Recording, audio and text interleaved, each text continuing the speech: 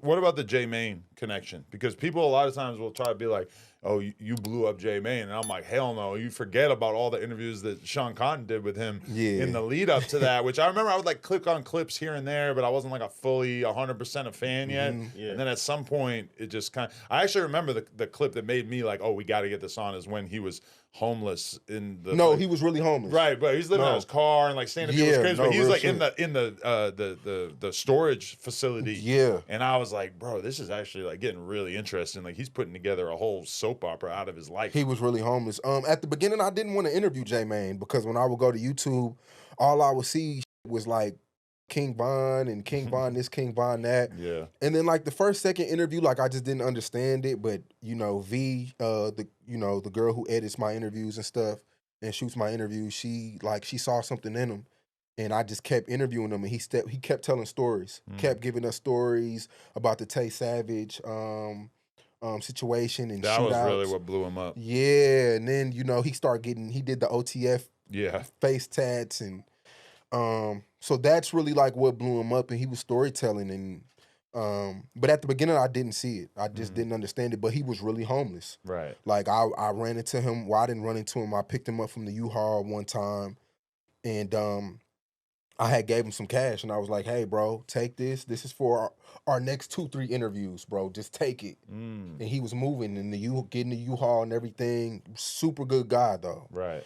Yeah, he said you helped him get back on his feet. Yeah. Before he even. Yeah, like, and After that's Thunky Main took his channel. yeah, like I helped him back get on his feet, and I wasn't on the internet with it, but I just knew what we could build. I gave him a few thousand, $4 or $5 grand. Like, hey, bro, this for our next 2 interviews, bro. Just don't run off on me.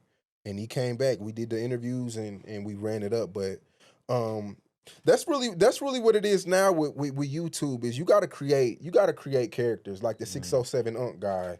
Like people want to see that now. People don't want to like up and coming rap interviews aren't. I mean, these niggas be on drugs. They're not informative. You don't learn anything from them. Like they don't want to talk. Like up and coming rapper interviews are not what they used to be. You know what? Like not to cut you off. Yeah. Like when you just interview Scrooly G. Yeah. If you would have interviewed him 5 years ago, that would have did 1 million views. 5 years ago, but I feel like he wasn't popular 5 No, years no. I'm saying like the space of like rap. Yeah, like yeah. We also put those clips out before the full one, which is always kind of a sacrifice because then the full one doesn't have as many views. That makes sense. Yeah, getting his first interview was definitely like up and coming exhilarating. interviews used to be the like now it's like people don't. But you know what's the weird thing too is it used to feel like you interviewed somebody before they blew up, and then that interview would get mad views once they blew up. But now I don't feel that as strong anymore. They're gonna do mad interviews afterwards, and nobody cares that much. It don't unless they become like a generational. Yeah, talent, but then you gotta understand now. You could do an interview before they blow up, but then they're gonna do 1 million interviews in between. Exactly. Yeah. It's like 1 million more platforms it's just now. so much less rare, you know? Yeah. And there's a certain extent to which I think people want to see him talk to us. Like, even with Charleston, like, I remember when I was going back and forth with his team, they were trying to get me to pay him an outrageous amount of money for an interview. And, I basically just shut it down. But I went through YouTube and I screenshotted all of the interviews that he had done over the past, like, month or two. And it really stood out that he was doing whatever he was doing with different outlets, but then when he would do yours, they would do like 1 million or like a little less than 1 million. Like you really had him, like people would way rather see him talk to you than some random person. Exactly. So like that relationship is a big deal. Yeah. Do you feel like you have any? You feel like you created any players in the last 2 years, a year or two? Created the Crip Mac. I give you that 1,000. That was like my Charleston White. I feel like I just found him off of making little crappy Instagram promos for brands and shit. Yeah. Nah, but 4 Extras has been a big one for sure. Brick Baby was huge until he got locked up. Yeah. I feel like even the Jen Lee situation was kind of like a thing where I posted them and then we posted them on Jen the Lee was shit. big, yeah. Took off. But now it's less likely that you'll be the one who's like fully shepherding them into the game because even somebody like King Pill, I got to be like, okay, Cam Capone did have him first, and then I feel like we kind of blew him up more from there, you know? Yeah. Definitely. Yeah, the interview space is weird. Who's another character or who's some more people that you feel like you helped blow up or take to the next level? That you don't get credit for, especially. Shit, I know about the Rod Wave situation as far as artists and even interviews. I discovered Raw 49 too. Raw 49. Yeah, I discovered him in New Orleans. That's a good one. Have y'all did an interview with him yet? Yeah. He been on No Jumper before? Yeah, a couple years ago. Yeah, I discovered Rob Quando Rondo.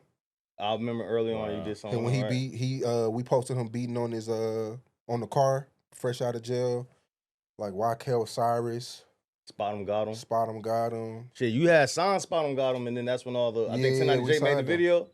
Yeah, why he walking around like why he acting like we beefing us? Yeah, all right. So which is because I did I hear don't have no beef with I did hear him say bro. that you don't really like him because he I exposed spot him, got him. if anything, I respect his grind. Why Yeah. no, you did I was hurt, like I was mad, like this he got the #1 song in the world. Like I was mad at that, but I don't care about that. Like, bro, that's Yeah, you ain't take it personal. I'm in the media business. I understand that. Like, But that puts your two roles are at odds there because as his manager or person who's like protecting him and trying to shepherd him into the game, you don't even want anybody talking about it. But then as a news platform, it's kind of on you. Like you almost have to. I was like damn, but I wasn't like DMing him like nah, like we like we good, bro. Like so y'all did have a conversation? We didn't have a conversation. So it really was no. So that's why I'm like, what do you like? Why you keep going? He went the bootleg cat. Yeah. I'm like, bro, why you keep saying this shit? Like, bro, I have nothing against you, bro. He's just doing his job, really. I mean, especially him, like he exposes snitches. Yeah, I have. Like, that's what he does. I respect the grind, bro. I'm not one of them people who are boxed in. Like, bro, I understand it. Like, you just gotta have him up. Maybe I just ain't had the conversation. Yeah, we definitely should have a conversation. Charleston's the one who hate him. Charleston hate all the white boys. Man. I try to get. I like Aiden Ross because he's showering him in money. He's able to enjoy the presence of a Jew just because the Jew is throwing buckets of money at him. Yeah, and even Aiden had to work pretty hard to build that relationship. You know, like remember they weren't fucking each other for a while. Yeah. Charleston winning on me. Justice with anybody. Like Charleston gonna go in on everybody. And then you just gotta just let it boil down. But with the 1090 J, I have nothing against dude, bro. Like, I have nothing against dude, but yeah. And me and Rod Wave, I just want to say this too. Like, I don't have no beef with him. I just was mad at the label because I didn't get a finder's fee. Like I took Rod like Zeke from he was at Alamo. Zeke was at Alamo. Yeah, Zeke. I went up there during Christmas break. I'm like, yo, it's this big kid, it's this fat kid in St. Petersburg. He's it. He got this song called Heartbreak Hotel. He's the guy. One of the A&Rs was in there writing it down on the table, and they was writing his name on the table. And then Rod Wave had hit me like a week later in January after Christmas break when the offices opened back up. He was like, "Thank you." I'm like, "Damn." I'm like, okay, like that. Like, but I didn't know. So I was really mad at Zeke because I'm like, damn, like if he would have gave me 2 points on that album or that signing, I would be up 10, 20 million right now. And then it's like, the only reason why I was upset with Rod Wave is because like, bro, I have a brand. I have a company. Yeah. Like, bro, if you could just like give me an interview or like this is at a time where I'm making money, but I'm trying to like find my way. Like, bro, if you can give me a shout out, other artists will see that and it will help me grow my company. That go a long way. Not more of, I didn't give a fuck about me, like, and shout out to Quaca. Quaca found him. Let me say that. Quaca, that's my... She work on your team. She found him. Yeah. She found Spot and got him too. Yeah. Let me give her credit because she's in Florida. Yeah. Like the Florida man shit, the Florida man saying, that came from Say Cheese. Really? Yeah, because back when... Well, that's an insane lore because that's like normal people say that. Yo, I'm telling you, because back when we had came up, me and Quaca had a meeting, and we really changed the whole scape of. Remember when media platforms used to only post rap shit? They used to only post rap releases and shit. Yeah. Me and her was like, yo, let's start posting that is happening in the real world. Yeah. She's in Florida. She lives in Florida. So she would make stories go viral in Florida. A man got bit from an alligator. Florida man finds cocaine and turns it in. Florida man. And then other people would steal her stories that we made go viral. And that's when Florida man went viral. All that comes from Quaca, a black girl from Orlando that she doesn't say anything. Really? So I just had to put that out there. Wow. Yeah, because I mean, we don't like talk a lot about the different stuff that we do with our Instagram pages, but that did always kind of stand out to me of like, oh, Say Cheese like reports on a lot of like random stories that I have no idea how you even get turned on to before that, it was like even us, like we were stuck on music releases, straight music shit. But we were like, you know what? We need to make this different. We need to report on new laws that are coming out.